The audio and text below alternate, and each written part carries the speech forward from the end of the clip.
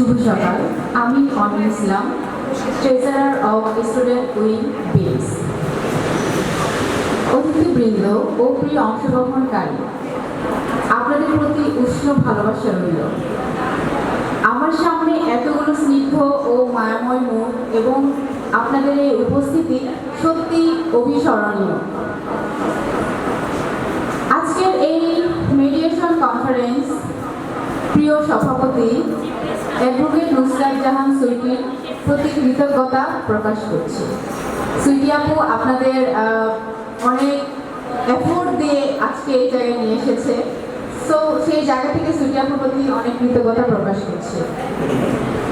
এবং আপনাদের এই যে উপস্থিতি, সত্যি এটা অনেক অবিস্মরণীয়।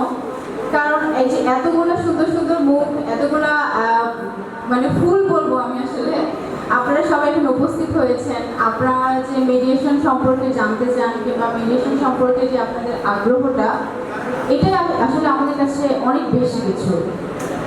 সো আমরা আপনাদের প্রতি অনেক থ্যাঙ্কফুল। আর আমরা আসলে মূল অনুষ্ঠানে চলে যাই।